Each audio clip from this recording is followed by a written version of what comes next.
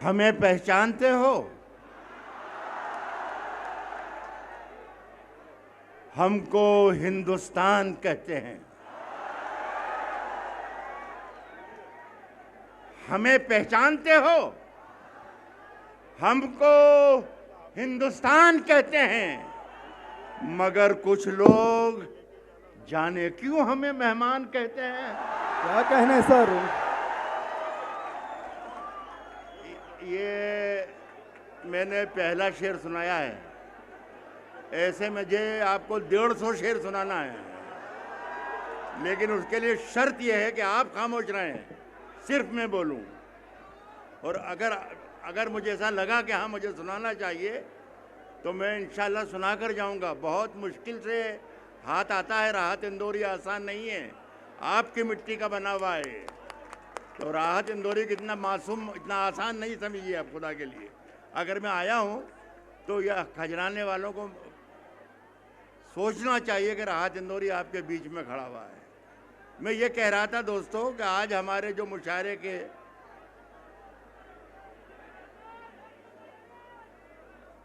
मेरा ख्याल है 4-5 लोग हैं, सिर्फ 4-5 लोग,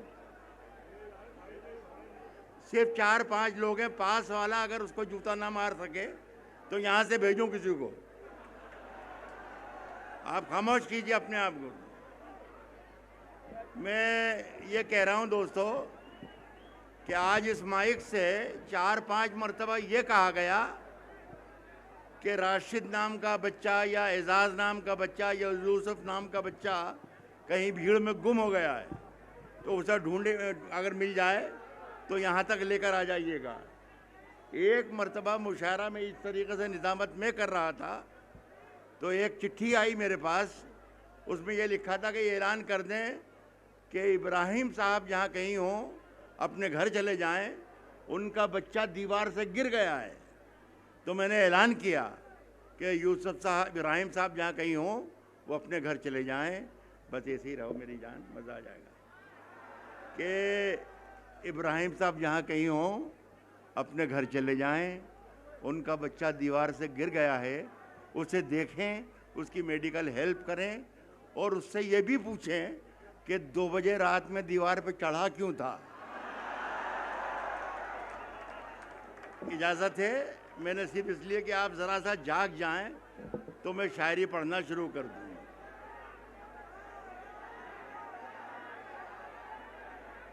तेरी परछाई मेरे अंदर से नहीं जाती है। तेरी परछाई मेरे घर से नहीं जाती है। तू कहीं हो मेरे अंदर से नहीं जाती है। तू कहीं हो मेरे अंदर से नहीं जाती है। देखिए मैं पढ़ना को जोर चाहता था, लेकिन सब ये आपकी चिल्ला चोट ने गड़बड़ करवा दी है। तू कहीं हो मेरे अंदर से नहीं जाती है। एक मुलाकात का जादू जो उतरता ही नहीं। तेरी खुशबू मेरी चादर से नहीं जाती है। एक मुलाकात का जादू जो उतरता है। अब अगर इजाजत है, आप सुनने लग गए हो, तो जो मैं पढ़ना चाहता था पढ़ना शुरू कर दूं। हमें पहचानते हो? हमको हिंदुस्तान कहते हैं। क्या कहने सर? मगर कुछ लोग जाने क्यों हमें मेहमान कहते हैं, जाने क्यों हमें मेहमान कहते हैं। मैं शायर दोस्तों शेर सुनेंगे। जाने क्यों हमें मेहमान कहते हैं। मैं अपने फूल लेकर आ गया हूं किस इलाके में। मैं अपने फूल लेकर आ गया हूं किस इलाके में। यहां के लोग तो तरकश को भी गुलदान कहते हैं। यहां के लोग तो तरकश को भी गुलदान कहते हैं। जो चक्की चल रही है, सुने दोस्तों, जो चक्की चल रही पूरे हिंदुस्तान में, जो चक्की चल रही है उसके दोनों पार्ट उल्टे हैं। दोनों पार्ट, सब दो ही पार्ट हैं सिर्फ। मेरी शायरी को समझने की कोशिश कीजिएगा। जो चक्की चल रही है उसके दोनों पार्ट उल्टे हैं। जो बेईमान है वो हमको बेईमान कहते हैं। जो चक्की चल रही है, मेरे बहुत से शायर दोस्त माइक पर आकर कहते हैं कि शायरी इशारों की बात है। मेरी शायरी इशारों की बात नहीं होती। मेरी शायरी बिल्कुल खुली हुई है। आप शायद दोनों पार्टों को समझ गए होंगे। जो चक्की चल रही है उसके दोनों पार्ट उल्टे हैं। जो बेईमान हैं वो हमको बेईमान कहते हैं। जो दुनिया में सुनाई दे उसे कहते हैं खामोशी। और ये आवाज़, ये खामोशी की जो आवाज़ है सारी दुनिया में पहुंच गई है दोस्तों। यूरोप और स्पेन के संसद तक पहुंच गई शाहीन बाग की आवाज़ और बड़वाली चौकी की आवाज़। मैं शेर सुना रहा हूँ, सुन लीजिए। मैं शेर पढ़ रहा हूँ। मैं शेर पढ़ रहा हूँ कि जो बेईमान है वो हमको बेईमान कहते हैं। वो हमको बेईमान कहते हैं। जो दुनिया में सुनाई दे उसे कहते हैं खामोशी। और जो आंखों में दिखाई दे उसे तूफान कहते हैं। जो दुनिया में सुनाई दे उसे कहते हैं खामोशी। जो आंखों में दिखाई दे उसे तूफान कहते हैं। और मेरे अंदर से ये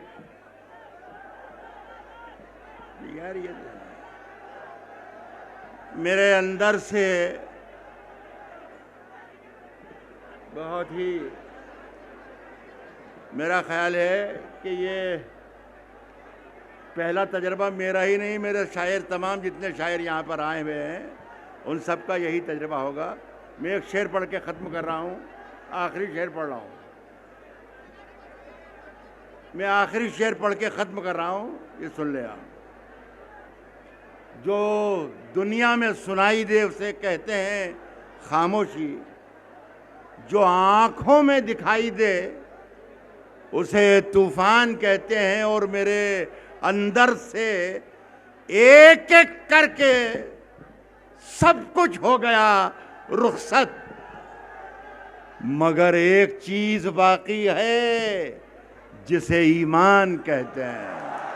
मेरे अंदर से एक एक करके सब कुछ हो गया रुखसत, मगर एक चीज बाकी है जिसे ईमान कहते हैं। मेरी एक आखिरी बात सुनकर मैं वापस बैठ रहा हूँ।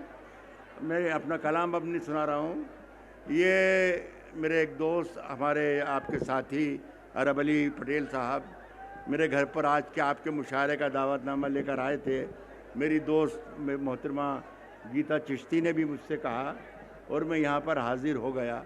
अभी पिछले दिनों एक पोस्ट आई, वो मुझ तक भी आई। उसमें बहुत से लोगों ने एतराज़ किया कि ये मुशायरा क्यों हो रहा है, नहीं होना चाहिए वगैरह वगैरह, जिसका जवाब मुझे नहीं देना, उसका जवाब दे चुके हैं अरब साहब। एक सवाल मेरे लिए था और वो सवाल ये था कि राहत इंदौरी चूँकि इसी शहर के हैं तो शहर वालों को पता चलना चाहिए कि उन्हें कितना पैसा दिया गया है। और अगर पैसा दिया गया है तो उन्हें ऐसे मौके पर कि जब पूरा हिंदुस्तान जल रहा है तो उन्हें जो एहतजाज हो रहा है वहाँ पर दे देना चाहिए। मैं ये बताना तो घटिया और छोटापन होगा कि अरब अली साहब ने मुझे कितना पैसा दिया है। सच्चाई ये है कि उन्होंने एक हफ्ते पहले आकर मेरे घर पर मेरा पैसा दे दिया है। वो जितना भी हो, आज इस आस्थाने से या अरब अली पटेल साहब से जो पैसा मुझे मिला है, मैं पूरे शहर के सामने वादा करता हूँ कि उसमें से एक पैसा भी न रखूँगा, बल्कि जहाँ जहाँ मुल्क में एहतजाज हो रहे हैं मैं उन्हें पैसा उनको दूँगा। बहुत बहुत शुक्रिया आपका। सुने, कहता हूँ कि आँख में पानी रखो, ये नौजवान गिराह बांध के रख ले मेरे शेर का। कह रहा हूं कि आंख में पानी रखो, होठों पे चिंगारी रखो। आंख में पानी रखो, होठों पे चिंगारी रखो, जिंदा रहना है तो तरकीबें बहुत सारी रखो।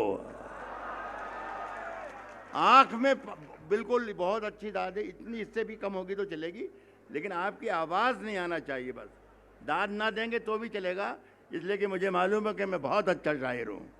आपको कोई आपकी दाद की मुझे जरूरत नहीं है।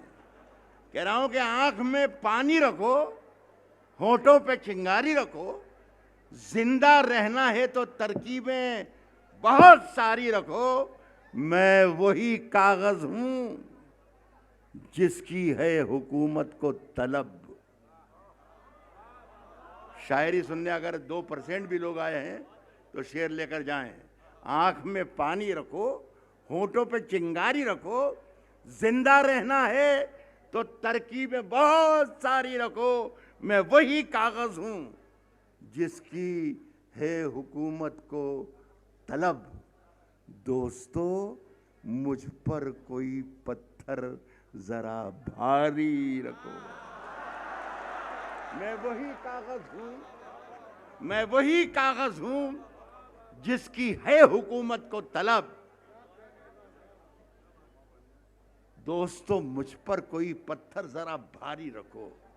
कह रहा हूं कि लवें दियों की, ये किसी भी शाहीन गार्डन पर ले चलना मेरे शेर को।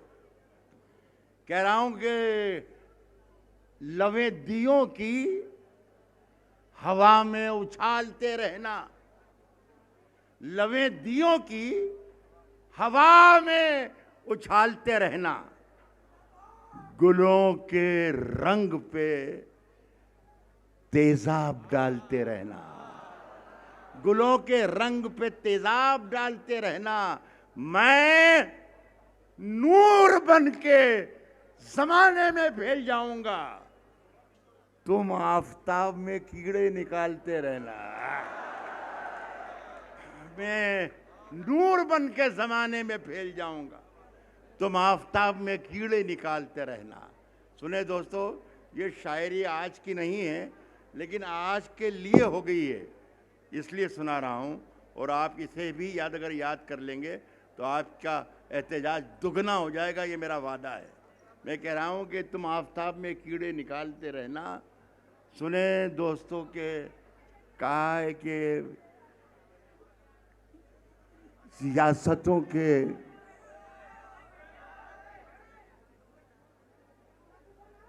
कने बकपरों में रखे हैं। बहुत से लोग यहां मकबरों में रखे हैं। अरे वली साहब बैठे हैं क्या यार?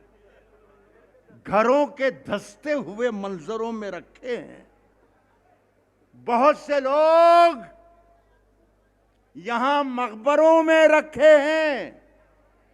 बेगूसराय, कलकत्ता, पटना, दिल्ली, हैदराबाद, सारे एहतजाजों में शिरकत करके आया हूं। मेरी अपनी आंखों से देखा है मैंने। सुन ले शेर के घरों के धंसते हुए मंजरों में रखे हैं।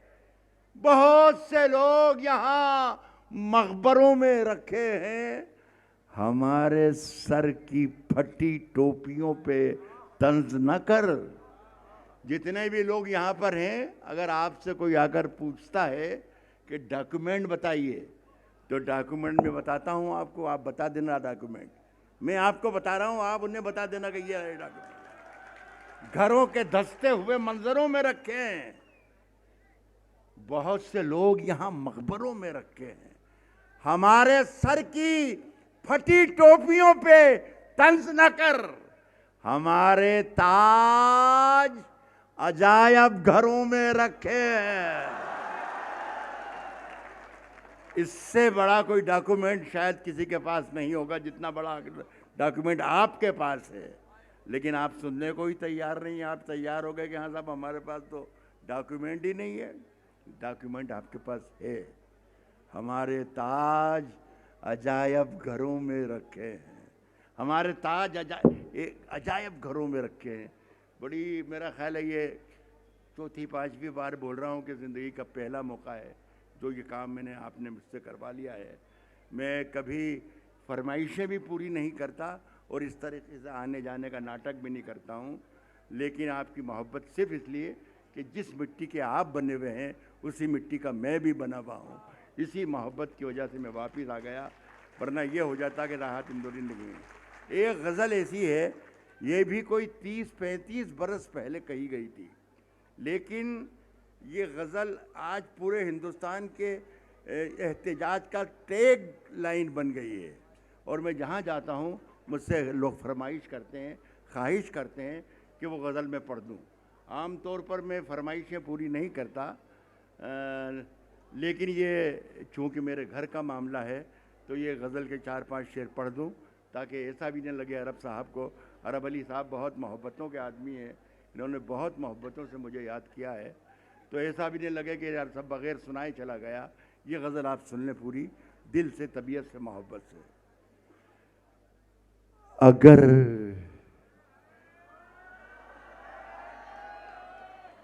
अगर खिलाफ हैं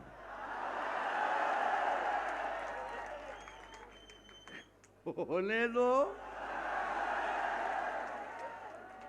जान थोड़ी है। अगर खिलाफ हैं होने दो, जान थोड़ी है। ये सब धुआं है, कोई आसमान थोड़ी है। अगर खिलाफ है होने दो, जान थोड़ी है। ये सब धुआं है, कोई आसमान थोड़ी है। मियाँ लगेगी आग तो आएंगे घर की जद में, लगेगी आग तो आएंगे घर की जद में। यहां पे सिर्फ हमारा मकान थोड़ी है। लगेगी आग तो आएंगे घर के जद में। यहां पे सिर्फ हमारा मकान थोड़ी है। हमारे मुंह से जो निकले वही सदाकत है। हमारे मुंह से जो निकले वही सदाकत है। हमारे मुंह में तुम्हारी जुबान थोड़ी है। हमारे मुंह से जो निकले वही सदाकत है। हमारे मुंह में तुम्हारी जुबान थोड़ी। एक शेर ज़रा बारीक है, मज़े का शेर है, मज़ा लीजिएगा। कि मैं जानता हूँ कि दुश्मन भी कम नहीं, लेकिन मैं जानता हूँ कि दुश्मन भी कम नहीं। लेकिन पिछले दिनों एक ऑडियो वायरल हुआ पूरे देश में, मेरी नज़रों से भी गुजरा, मैंने भी देखा। तो उसमें एक साहब तकरीर करते हैं बड़ी जोशीली, और वो कहते हैं कि एक उर्दू का एक शायर है राहत इंदौरी नाम का, वो जिहादी है। तो मैं चक्कर में पड़ गया कि यार मेरी उम्र 70 साल की हो गई और मुझे मालूम ही नहीं कि मैं जिहादी हूँ। मैं हैरत में पड़ गया, बहुत सोचता रहा, अपने आप से सवाल करता रहा, सोचता रहा कि कहीं कुछ जिहाद विहाद का काम किया तो नहीं है, लेकिन ऐसा नहीं किया मैं।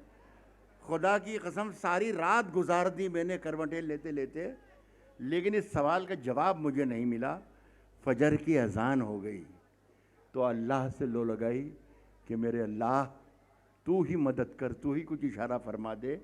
मुझे ऐसा लगा जैसे कोई रोशनी मुझसे बात कर रही है, और ऐसा लगा कि वो मुझे ये कह रही है कि राहत इंदौरी तुम यार जिहादी तो नहीं हो, लेकिन यार कुछ अलग हो।